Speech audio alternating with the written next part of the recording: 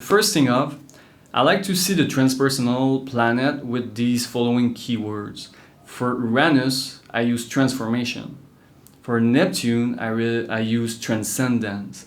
And for Pluto, I use transmutation, which are keywords that you can use and go back to be fair to the main idea of what are these transpersonal planets about.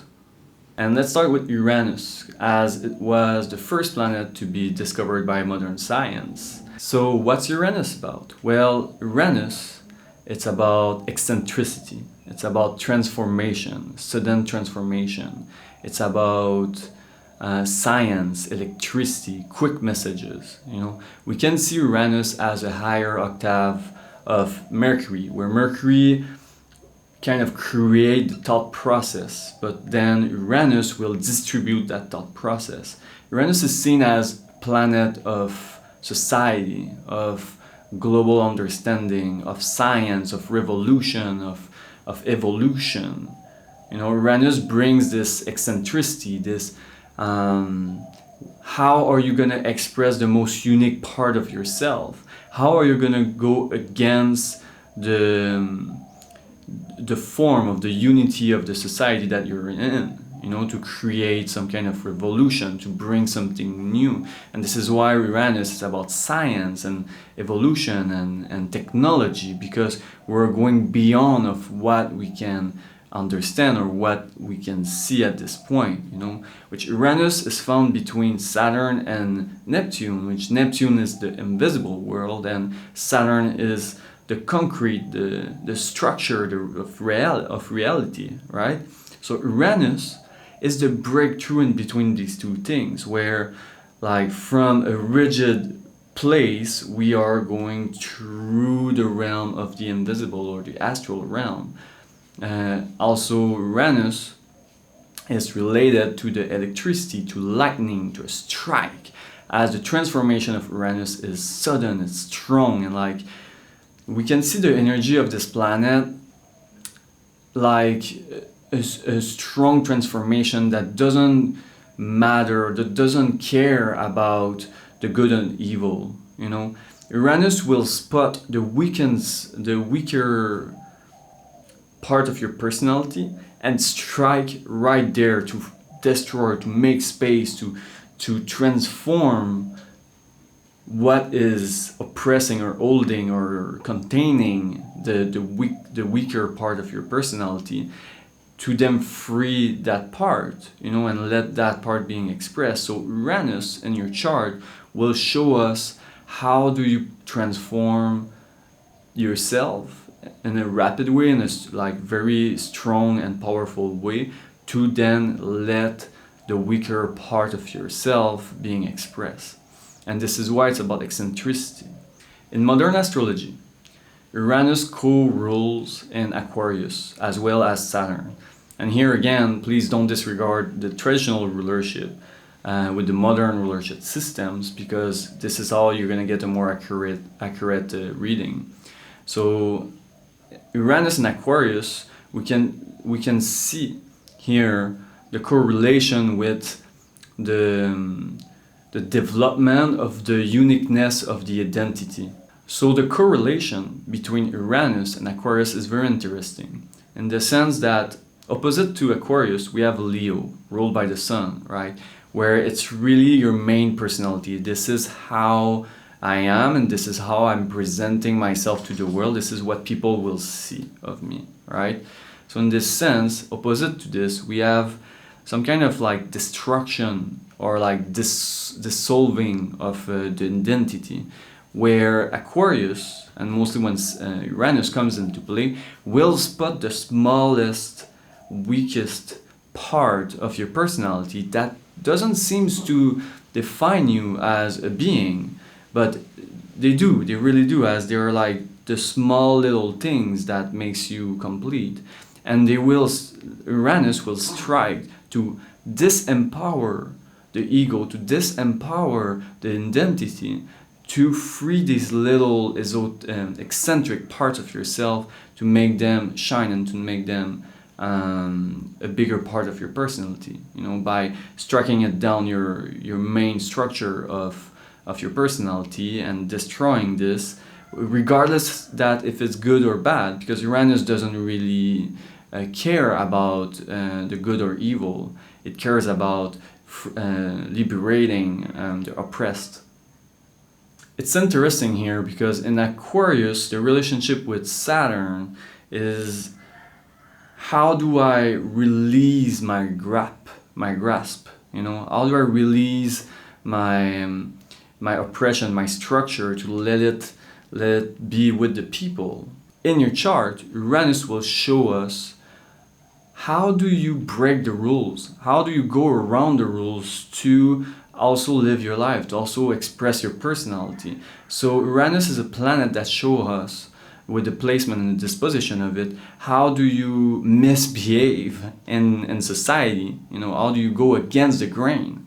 What area of your life are you going to be against? You know, to in a crooked way a little bit. And it reminds me that the actual axis of gravitation of Uranus is really crooked. It's almost like this, the North Pole is pointing directly at the sun, and it's kind of rolling on its side along the revolution of the sun.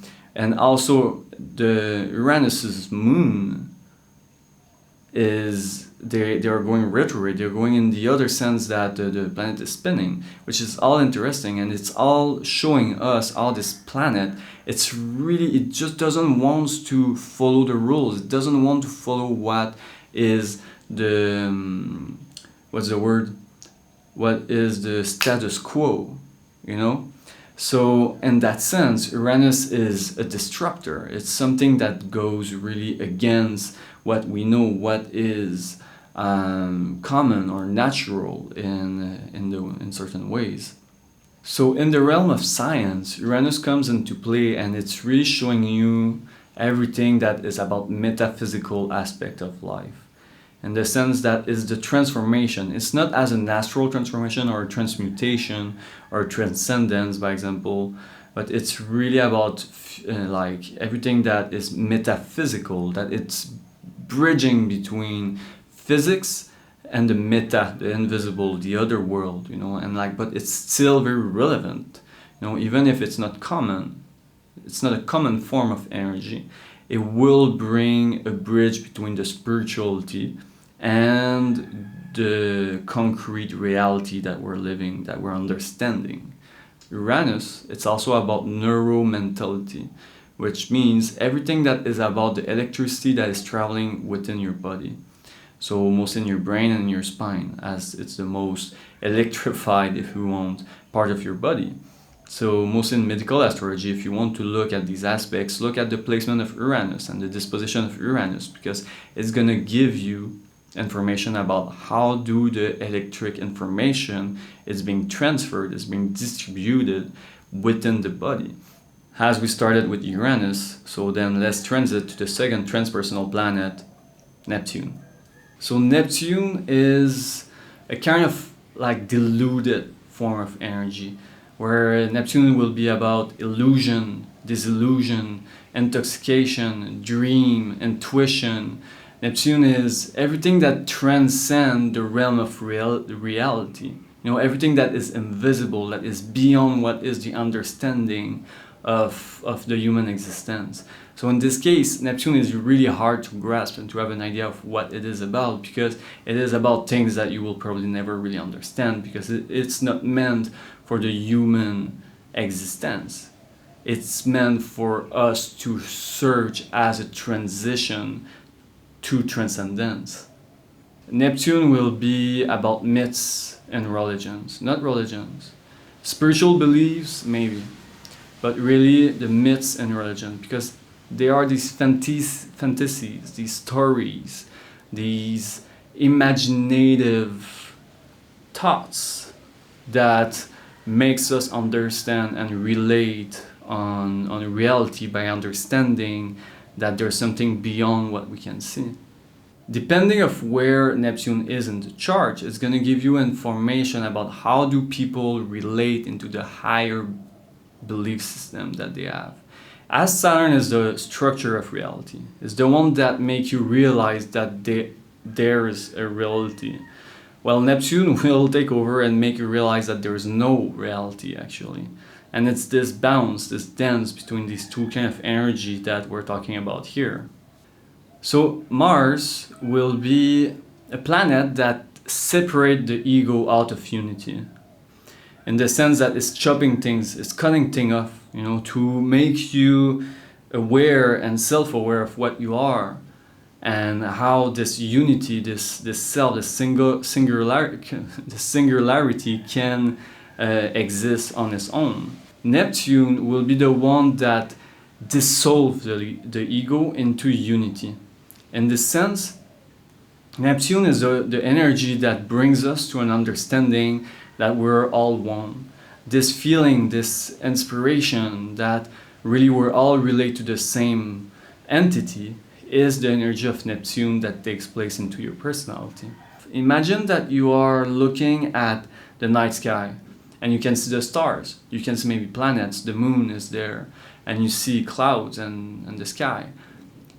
And you know that while looking at the sky, there's other worlds, there's other planets, there's other galaxies, there's other solar systems, there's other forms that you cannot perceive, you cannot see, but you know that it's there.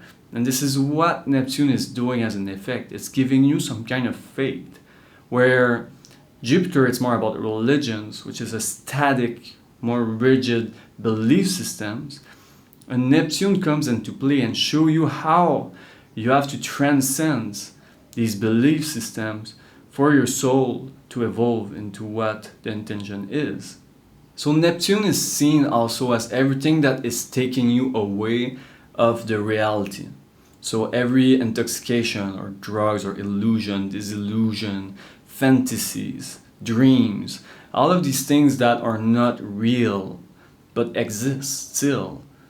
And you're gonna need this capacity, you're gonna need this ability to perceive them. And Neptune gives us indication into how do you process this ability.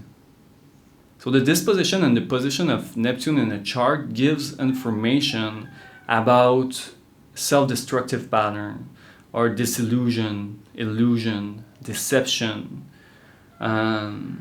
everything that is dissolving the mind into an unrealistic state of being. Neptune gives us information about the way that you're gonna try to escape reality, because it's the energy that makes you run away of your belief system. It's an energy that makes you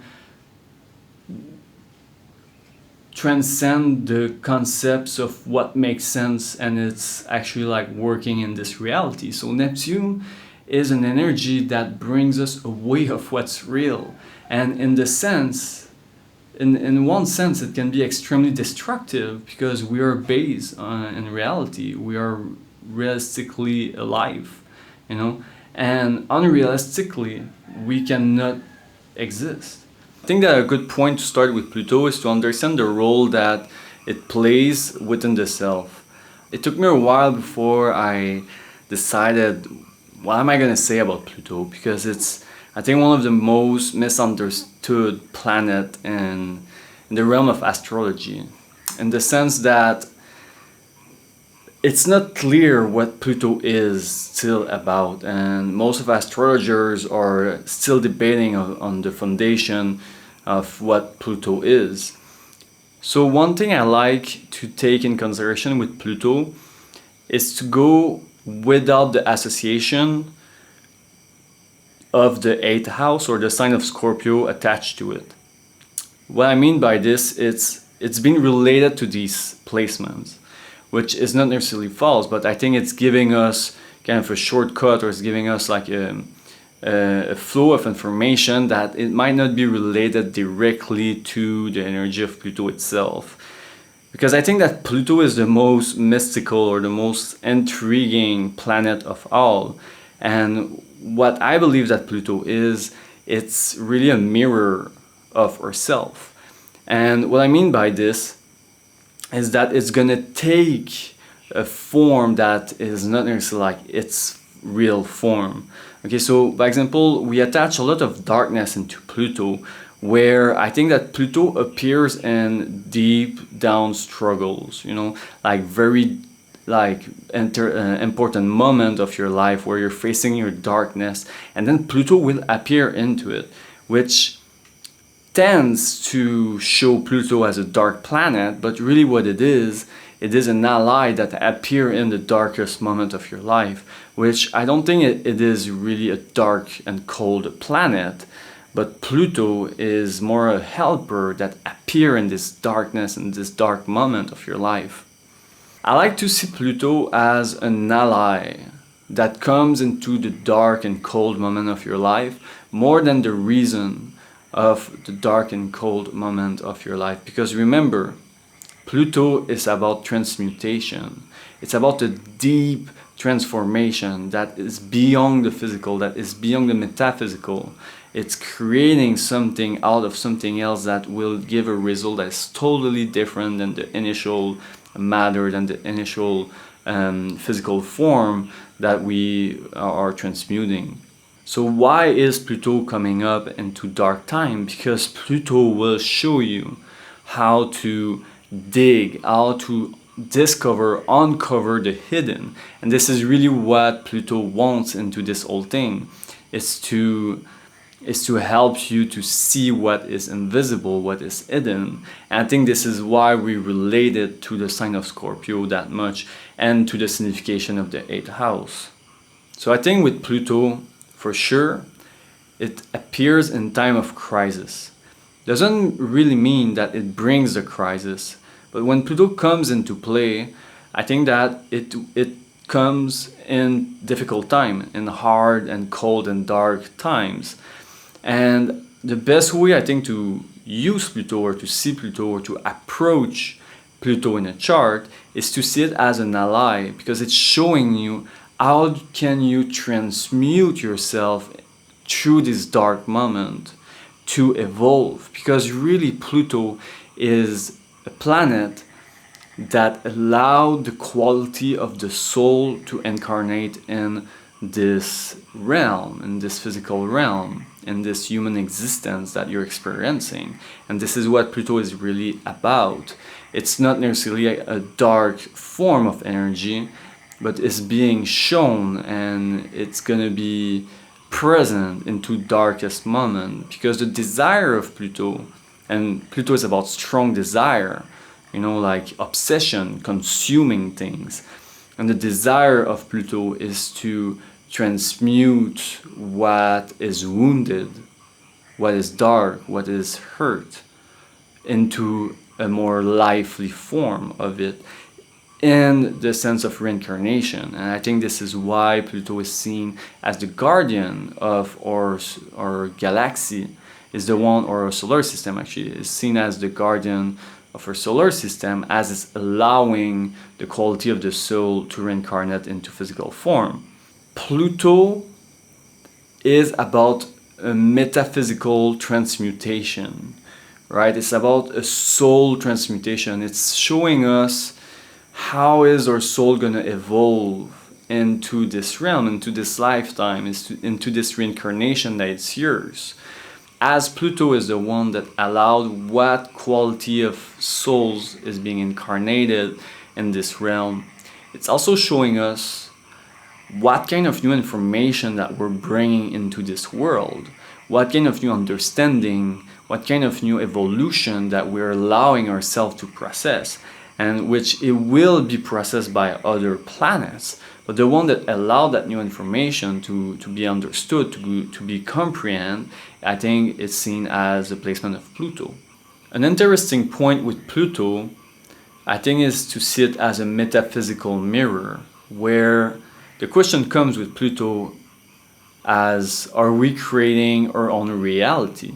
And Pluto, I think, is taking the ownership of part of a psyche, as we are giving it energy and information. What I mean by this is that I remember one time I was drinking my favorite tea, and I'm sharing it with my friend, and my friend take a sip and she said, "Oh, it tastes like dusty old tea." And from this moment, I couldn't untaste the taste of dust in the tea, and I started not liking this tea anymore because the only thing I could taste was the dust, the taste of dust. So I think that Pluto works a little bit like this, as a metaphysical mirror where we are projecting ideas towards it, and it's just taking it and taking the ownership into our psyche as we're creating the identity of Pluto. And this is why I think that Pluto is one of the most misunderstood planets, because it has the metaphysical quality of transmutation. So I think when we come to talk about Pluto, things are a little bit reversed in a certain things. Like small things will become large and bigger things will become smaller, as it has this kind of property to like transmuting part of our psyche. By example, small things can become an obsession, and some things that is important to do can become disregard. I think that it's important to understand that when it comes to transpersonal planet, you are dealing with raw form of archetypes, which doesn't have the system that's been built from the past times, where it's correlated into a system of disposition in the rulership system, and where Mercury is technically split into two signs, which is Virgo and Gemini, and we can understand more about this archetype, which is Mercury, through these two definitions of energy form. For the inner planets, we have more of a play, we have more of a system that allows us to understand different flow of energy through the rulership of the signs, right? For the transpersonal planet, it's still more or less clear what are their place in the rulership system. Therefore, if we're thinking of Pluto, for example, and the description or the function of Pluto in a chart, without going through the sign of Scorpio, it's still very unclear what this planet is into a single form of energy. So I think here my point is, be careful to not describe Pluto as the sign of Scorpio, because even if there's a correlation between this planet and this sign, it's still two different forms of energy, and Scorpio will never lose its affinity with the Martian energy. So the question is Pluto really ruling over Scorpio, or Mars still the traditional ruler of this sign? And I think that's a very valuable question to ask to yourself. Are the transpersonal planets have a place in the rulership system? With transpersonal planets, there's two tricks that can be applied that are very useful. The first one is to look at the aspects that they're doing with the inner planets. So when a transpersonal planet is either in a conjunction, an opposition, or a trine, or any major aspect with one of the more the inner planet, the personal planet or the social planets, that's gonna bring up a lot of that energy into the current chart, into the person that you're reading the chart for. And that's a very good way to approach the transpersonal planet. It's also very insightful to look at the transit. When you have one of the transpersonal planet coming into one of your house, and mostly if it's aspecting one of your natal planets or one of the actual planets, it will give a lot of information, and I think that's a very good way to connect with the pure energy of these planets. In the Jyotish, by example, it's said that only the planet that you can see has a direct effect on your personality. And this is how Vedic astrology has been running for so long. I think that most of the traditional tropical astrologer will agree with that statement. And in that sense, I mean, how much of the planets are you seeing in real life? How much of these planets are you looking at in the night sky? I would say not much for most of us, you know. And now it's being mostly seen through the computer, or through our devices, which brings another question here. Are we not seeing Pluto and the other transpersonal planet at this age? Because when we say seeing planet, with the technology that we have now, we are capable of understanding and perceiving and connecting with the reality of these planets. And I think that's a very valuable idea here to look into it, because the transpersonal planets are becoming more and more talked about, more and more known, more and more seen. We have more and more information about it, which it's all going through technology. But technology gives us senses that we were not capable of reaching without these devices. So I think here it's a very good point to elaborate on. Are we not seeing these planets, or are we even more connecting with these planets as technology grows? And it's a total valuable idea to explore in that sense. So to wrap it up with the transpersonal planets, I think that they're giving very defined information about the current, about the person that you're reading the chart for. And it is worth to take them in consideration. Their place in the rulership system is still undefinite. Still there's space to clarify with these planets. And I think that's a very good point here. Like, there's a lot to elaborate about these planets still. And mostly when it comes to Pluto and Neptune, I think that the description of how they're going to be influencing the current, how they're going to be influencing the self, is still very unclear, and we still discovered a lot about them, and a lot about other celestial objects that we are not talking in that course also. Now, for this part of the course, I will take every planet and I will put them in certain signs to give you an idea of how do they embody certain energy and how they're going to play out into a reading or into your personality.